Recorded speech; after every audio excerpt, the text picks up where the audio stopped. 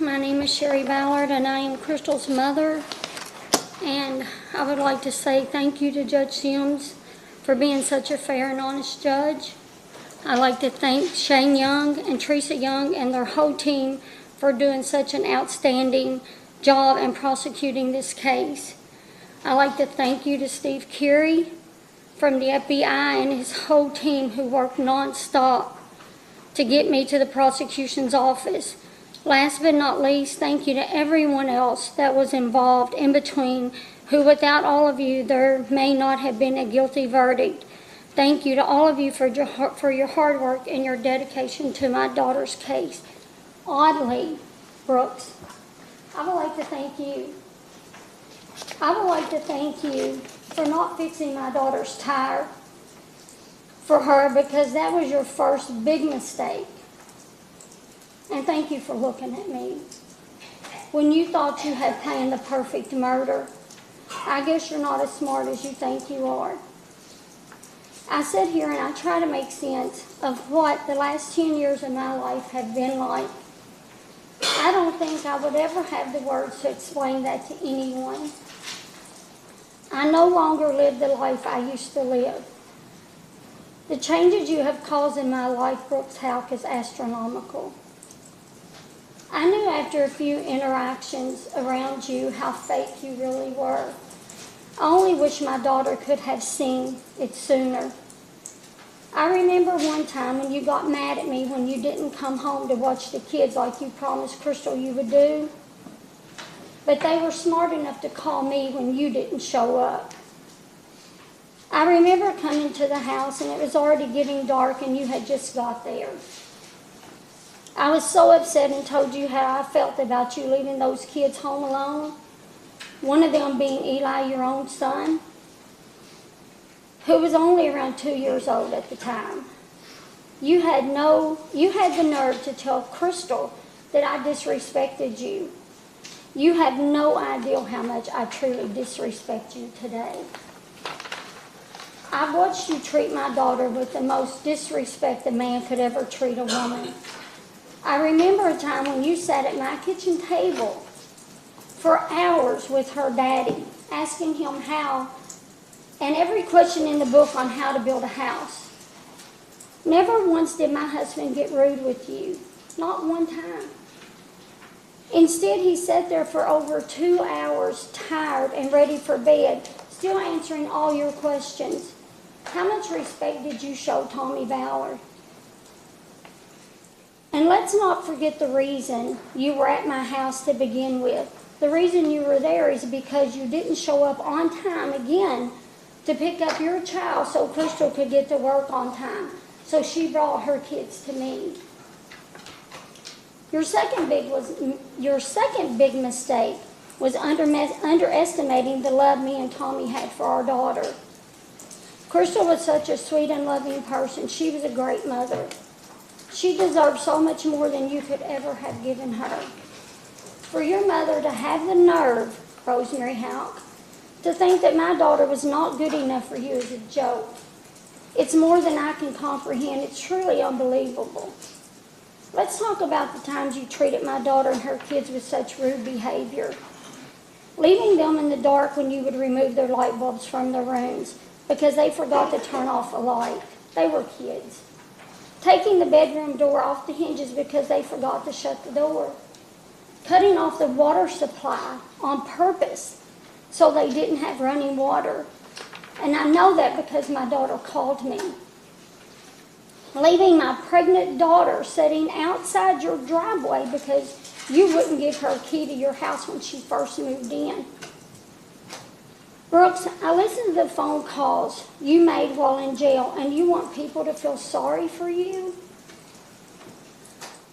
You don't deserve that privilege. How pathetic is that?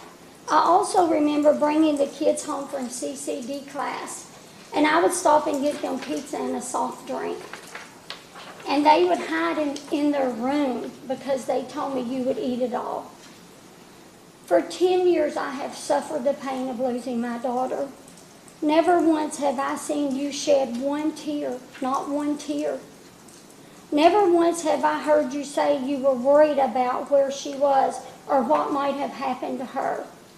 You sat there worried more about your family's name than the woman you shared a child with that you supposedly cared about. For years, I took all of your arrogant and negative treatment when I saw you in public.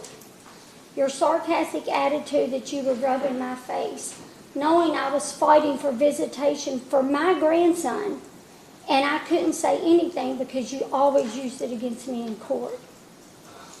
I took all that with my head held high while I was dying inside. Every day I watched your family go on about their pathetic lives while mine was being ripped apart. I can say that the only thing I feel for you today, Brooks Houck, is contempt. I pity that you don't even have God in your life. Your brother Nick Houck, or am I supposed to call him Nicholas, mentions to you in your phone calls to him that you shouldn't worry because we're only here for a little while. Well, I can tell you that you better worry because when that little while runs out, you won't be answering to your mama, your brother, your sister, the courts, or any of those people. You will be answering to the most important person of all. So yes, you should be worried. I heard your conversation about not being a religious person, and you were ashamed to ask God for anything. That's so sad. That's so sad. I can tell you that when Brian Butler was doing your closing statements, I was praying the whole time. You can admit your guilt, Brooks, and you can tell me where my daughter is, and that's your forgiveness from God. Proverbs 28:13, he that covers his sin shall not prosper, but whoever confesses and forsakes them shall have mercy. That's your forgiveness. I pity you mostly because you have lost a child, because I know how that feels. Maybe now you have a very small portion of the pain I have had for the last 10 years. The difference, though, is that you chose to lose your child. I had no say in losing mine. I miss my daughter every second of every day. I can say that one day I feel like I will see my daughter again. I'm not so sure you could say the same thing about your child. I pray that one day you will grow a heart and have the decency to tell me where my daughter is so we can have a proper burial for her. You owe that much to your own son, and my daughter deserves that. Her kids deserve that. I do hope that every day you're incarcerated, you see my daughter's beautiful face, and you think about the evil you have committed and how many lives you have destroyed. I pray this haunts you for the rest of your miserable life. My daughter was so much better than what your mother made her out to be. I know for sure she would never have taught her children to grow up to become murderers. The depths of pain I have felt over the years is more than I think a human body could ever withstand. Still, I sit here today because all the pain that you have inflicted on me gave me that much more strength to prove how guilty you are and what a worthless human being you are. God willing, I pushed on. And I taught my kids and Crystal's kids how strong a family could be when the pain becomes overwhelming.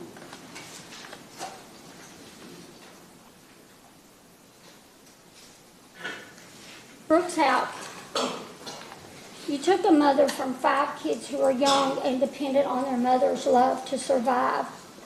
You stole their whole future away from them.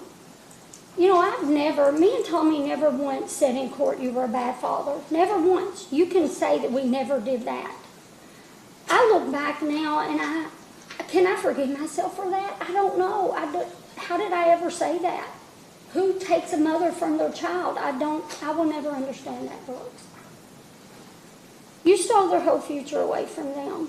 Somehow these kids didn't let the ugliness you inflicted on their lives destroy them. They pushed on and lived each day in memory of their mom. This was not easy for them. No child should lose their mother the way you took theirs. You had no sympathy or concern for anyone but your own selfish being. You took your own son's mother from him. You erased every picture and every memory Eli had of his mother. You kept him from his loving grandparents and his siblings and a whole entire family that loved him very much. I guess my definition of love is much different than yours, but I have no doubt your actions have proven this to be true. Brooks, you had zero concern for my daughter. She came into my kitchen a week or two before you murdered her, and she was so upset. She said to me, "Mom, I can't leave because he will take Eli away from me."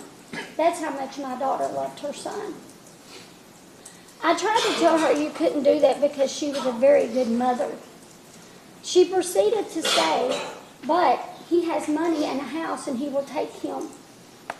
I didn't understand at the time why she was so scared, but after hearing Christina Hawley's testimony in court, where she heard you say no one will take Eli because you have money and that's not going to happen, it hit me right in the face. I clearly understood where my daughter got that conception. I still think about the conversation every day. In the long run, Brooks, you didn't get Eli either because you chose to murder his mother, and now you will spend the rest of your miserable life in prison where you belong. How does that make you feel? Because I know how upset my daughter was even thinking about losing her son. In your conversation to your sister Rhonda,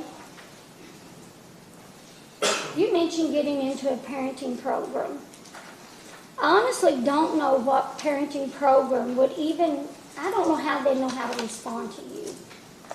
If you loved your son so much, you would never have murdered his mother. You have tried to turn Eli against me because I have fought for justice for my daughter, his mother.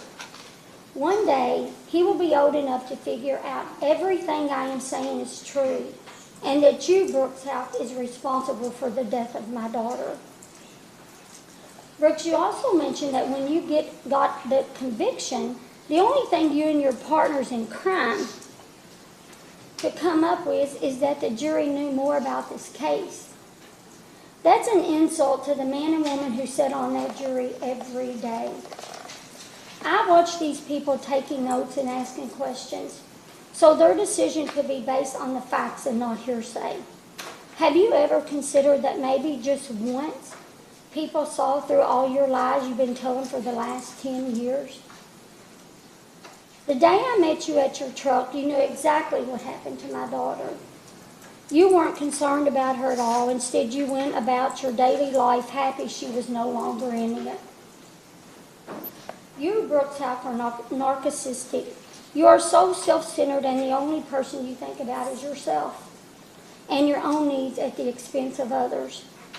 You thought you could break me down, leave me desperate for answers and closures, and just crumble. You are a bully. You try to classify others as inferior to you and unworthy, just like you did to Crystal. You thought your hostile humor was funny, just like when you switched the bullet out in Crystal's gun when you all were trap shooting, so it would kick back and bruise her shoulder. I didn't appreciate your so-called humor. How you found an attorney that would take your case and defend you is so hard for me to understand. Then again, we all heard about the money that you paid for just a witness. I guess the saying, money is the root of all evil, is true. And what about your mother, Rosemary Houck? There's another saying that's true. They say the apple doesn't fall far from the tree. I feel as much contempt for your mother as I do for you. She should set a good example for her children that a mother could be proud of. Instead, she taught her children hatred, greed, and evil behavior. Your mother, Rosemary Houck, is a true disgrace of what a mother really is. The real reason she didn't like my daughter was because she was not raised to be dishonest, greedy, or evil. How could she lead her children to the destruction and murder of my daughter? How could she steal a mother from 5 children? Even her own grandchild. She never even blinked an eye when her son was convicted of life in prison. I don't understand that.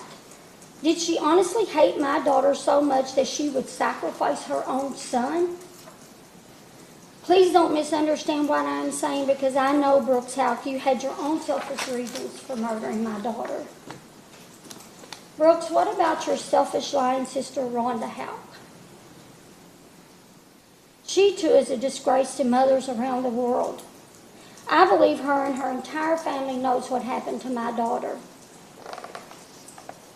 She pretended to be friends with my daughter until the day that Crystal got that cheap embroidery machine. Then she got mad and wouldn't talk or even speak to Crystal because she thought she was infringing on her so-called business. How sad is that? She wanted a reason to dislike my daughter so bad that she grabbed at any opportunity.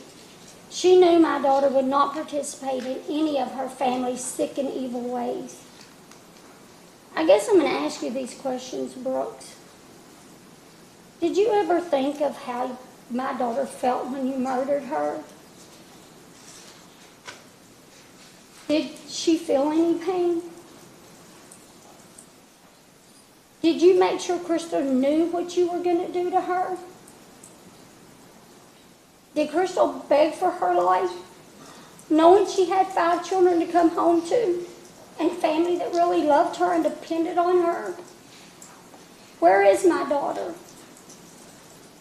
I can tell you, I've thought about these questions many days and many nights. I honestly don't know why I'm even asking you these questions, because I know you're not even man enough to own up to what you did to my daughter. I know your sister won't, by her actions and her lies on the witness stand when she was under oath. She cared nothing about my daughter. So disrespectful of her, even to the point that she named her own son Eli, just to be mean and ugly to my daughter. Your sister mentioned on the stand that you all had family functions at the farm, but your brother, Nick Houck's girlfriend, Amber Bowman, said under oath that she barely knew Crystal. What kind of family dinner is that you sit at the same table and you don't even know each other? Not the kind that your sister tried to portray on the witness stand. She talked about being scared and threatened, but wasn't it her and your father who confronted my youngest daughter and proceeded to rear-end her, causing her to wreck her car? But your family felt threatened? Brooks Houck, you talked to your brother on the phone, and you mentioned the journey your life is taking. Do you think it might have something to do with your actions in murdering my daughter? You also mentioned the last 10 years were the best of your life. Is that a coincidence these years were the years after you murdered my daughter? Not in one phone call that I heard did you mention that you were innocent. Not one time. You showed no feelings or empathy for my daughter. Your brother Nick mentions to you this is like a dream. Well, this has been a nightmare for me that you and your sick and evil family created for me and my family. You mentioned with your pathetic voice that you want to be brought up to your son, while at the same time you erase everything about my daughter from him. I can say that your dream has become like my nightmare, because I will never give up fighting for justice for my husband.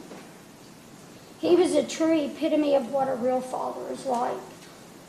I will personally be at every parole hearing you will ever have, and I will bring an army with me if that's what it takes to keep you behind bars.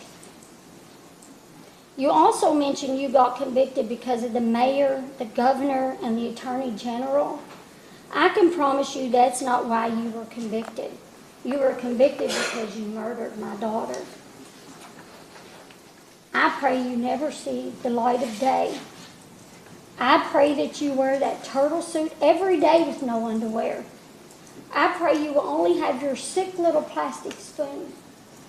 I pray you will always have to sleep on that mat on the floor. Oh, but I forgot, as you quoted in your interview, you are a full-blooded male. So you should be able to handle prison life with no trouble. I myself don't honestly see that happening because you are a true coward. You murdered my daughter and then you hid behind all your pathetic lies. As far as your new girlfriend goes, you're not as smart as you think you are. You think she's been so loyal to you? Ask her about the initial CH. You think she loves you so much? Maybe you should ask Mommy to keep a real eye on her and what goes on while you're sitting behind those bars. Brooks, you mentioned you didn't understand the plan for your life. I can promise you this had nothing to do with God's plan. This has everything to do with the choices you made for your own life. I think it's about time you admit to that, and now you will suffer the consequences. I hope you enjoy your new life in prison because I feel like I've been there for the last 10 years of my life because of you. My only regret is that Kentucky doesn't have the death penalty. But then I think death is too good for you. Even if I never find my daughter, I know my daughter's with God. And that brings peace only He can give me. My memories of my husband and my daughter, you can never erase from my mind. I was very blessed with my time with them. I don't think you will be able to say the same about your family. Hell is not a place where one feels peace. And you and your whole family will be united there one day. Like your brother Nick said, don't worry because we're only here for a little while. Your third big mistake, Brooks Houck, was killing my daughter. Now you're going to pay the ultimate price while you sit behind bars watching the whole world just pass you by.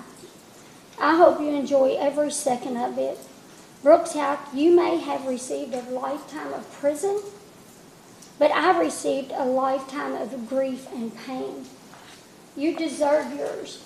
I don't deserve mine. Have fun with the rest of your life.